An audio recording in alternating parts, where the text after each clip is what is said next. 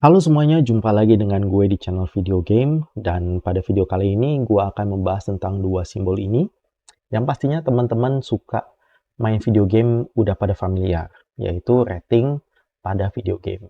Jadi buat kalian yang udah punya anak, keponakan, atau siapapun yang mau kalian kasih hadiah berupa video game, ada baiknya kalian tonton dulu video ini sampai habis sebelum kalian salah beli dan memberikan pengaruh buruk kepada orang lain atau mungkin ya anak kalian sendiri.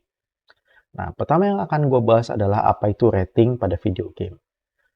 Kalian juga pasti udah mengerti bahwa rating pada video game adalah informasi yang digunakan untuk memberitahu konsumen tentang kelompok usia yang sesuai untuk berbagai jenis video game.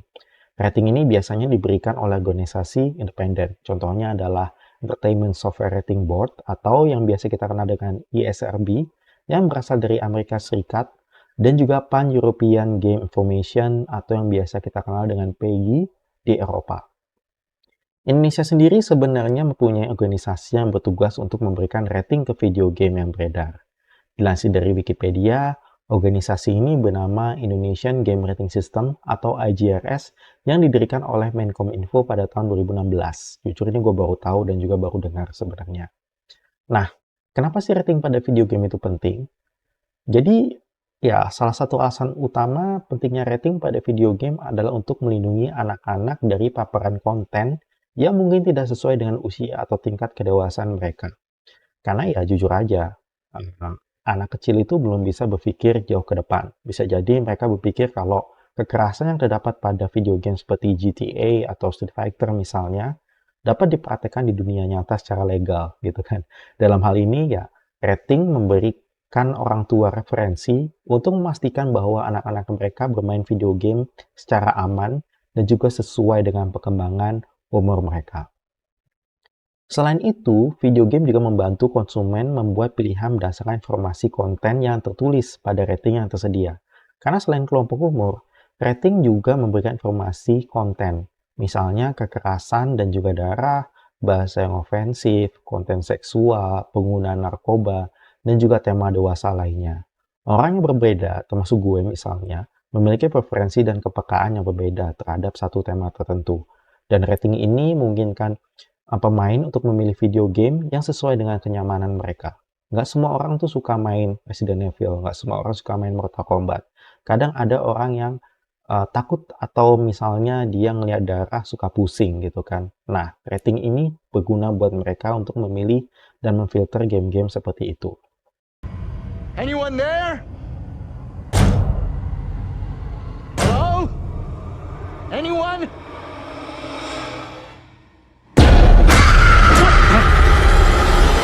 Get off me! Sebelum lanjut ke manfaatan rating lainnya, kalau misalnya kalian suka, like videonya dan juga subscribe channelnya, biar teman-teman gak ketinggalan informasi menarik lainnya seputar video game. Dan fungsi selanjutnya dari rating pada video game adalah pertimbangan hukum dan juga etika. Di beberapa wilayah sebenarnya rating ini jadi undang-undang. Jadi terdapat larangan hukum untuk menjual atau menyediakan video game tertentu kepada anak di bawah umur berdasarkan kontennya. Nah ini gue suka nih. Jadi rating membantu retailer dan distributor mematuhi undang-undang yang berlaku dengan memastikan bahwa konten yang dibatasi usia hanya dapat diakses oleh audiens yang sesuai. Jadi kalau misalnya retailer secara sengaja mengetahui dan juga sadar menjual video game dewasa kepada anak kecil, ya mereka bisa dihukum gitu kan, karena memang ada undang-undang yang jelas. Nah yang terakhir, yang terpikiran sama gue adalah untuk transparansi pasar. Karena buat pengembang dan penerbit, rating video game itu memberikan aturan main yang jelas untuk memahami batasan penerimaan konten. Jadi rating itu membantu mereka membuat game yang sesuai dengan ekspektasi pasar dan juga memastikan transparansi dalam industri video game. Dengan adanya rating pada video game, developer dapat lebih mudah memastikan bahwa video game yang mereka buat itu dapat beredar luas tanpa adanya masalah. Karena memang ada beberapa video game yang diblok di negara tertentu. GTA misalnya, itu pernah diblok di salah satu negara bagian Amerika Serikat. Nah, itu gue lupa tahun berapa, tapi teman-teman mungkin bisa Google dan komen buat ngasih tahu kita semua. Nah, pertanyaan selanjutnya adalah apakah rating video game berlaku untuk semua negara? Jawabannya adalah rating video game tidak diterapkan secara universal ke semua negara dengan cara yang sama. Meskipun banyak negara telah mengadopsi sistem pemeringkatan mereka sendiri, salah satunya adalah Indonesia, atau menggunakan sistem internasional seperti PEGI atau ISRB, cakupan dan penegakannya itu bervariasi dari satu wilayah ke wilayah lainnya. Jadi ya secara keseluruhan, meskipun ada upaya internasional untuk standarisasi rating video game, penerapan dan penegakan rating ini sangat bervariasi dan tergantung sama undang-undang dan juga nilai budaya pada masing-masing negara. Akibatnya ya developer video game seringkali harus melokalisasi konten yang mereka buat untuk memastikan bahwa video game yang mereka rilis diberi rating dan dapat dipasarkan di berbagai wilayah. Contohnya itu misalnya The Witcher. Ketika video game The Witcher 2 dirilis, ada satu sex scene yang sebenarnya itu disensor dari video game mereka. Dan itu nggak bisa dilihat atau nggak bisa dilihat sama orang-orang yang membeli video game tersebut di wilayah Australia. Sedangkan untuk di wilayah mereka maksudnya negara mereka sendiri, konten ini bisa diakses. Nah, ini pertanyaan yang paling penting adalah apakah ada orang yang melakukan kejahatan karena pengaruh video game?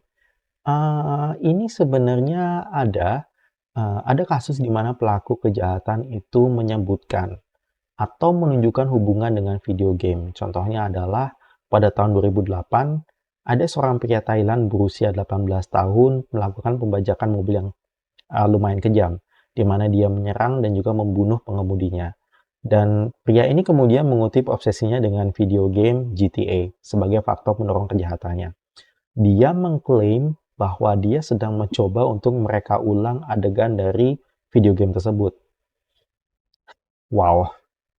Jadi, meskipun pria ini menyebutkan GTA sebagai pengaruh, kita harus paham kalau tindakannya merupakan hasil dari kombinasi faktor pribadi, termasuk potensi masalah kesehatan mental, yang mempengaruhi perilaku kekerasannya.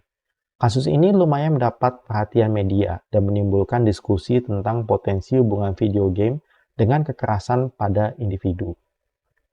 Penting untuk dicatat bahwa sebagian besar orang yang bermain video game enggak pernah terlibat dalam perilaku kriminal. Penelitian tentang hubungan antara video game dan juga kekerasan pada dunia nyata juga seringkali menghasilkan kesimpulan yang memang beragam dan enggak meyakinkan. Meskipun beberapa penelitian telah menyimpulkan adanya hubungan potensial antara jumlah paparan konten kekerasan pada video game dan juga peningkatan jangka pendek dalam pemikiran dan perilaku agresif, jadi ya pada komunitas ilmiah terdapat konsensus yang menyepakati bahwa hubungan antara video game dan aktivitas kriminal itu rumit dan gak selalu berhubungan. Sayangnya, liputan media dan perhatian publik itu cenderung berfokus pada kasus-kasus ekstrim yang dapat menyebabkan persepsi yang salah dari keseluruhan dampak video game. Padahal ya jutaan orang bermain video game tanpa terlibat perilaku kriminal. Gua misalnya, dan gue yakin kalian juga salah satunya gitu kan. Bagi banyak orang, bermain video game itu cuma sekedar rekreasi. Dan bahkan pada video game zaman sekarang, kita bisa berinteraksi sosial secara online gitu kan. Karena adanya game, multiplayer gitu kan. Nah, mengaitkan perilaku kriminal semata-mata dengan video game, itu terlalu menyederhanakan masalah yang kompleks dan tidak mencerminkan konteks yang lebih luas dari pengambilan keputusan dan juga perilaku individu. Seperti halnya bentuk media atau hiburan apapun, penting bagi kita semua untuk melakukan moderasi, memilih game yang selaras dengan nilai dan preferensi kita masing-masing, dan juga waspada terhadap efek potensial pada psikolog dan juga perilaku. Kita sebagai orang tua dapat berperan dalam memantau pengalaman bermain game anak-anak kita untuk memastikan bahwa video game yang mereka mainkan ya sesuai dengan perkembangan usianya. Jadi, ya, itu tadi adalah kenapa kita harus memperhatikan rating sebelum membeli video game. Sekali lagi, jangan lupa subscribe channel ini dan juga like videonya, biar kalian gak ketinggalan berita-berita menarik lainnya di lain kesempatan. Sampai jumpa lagi di konten selanjutnya.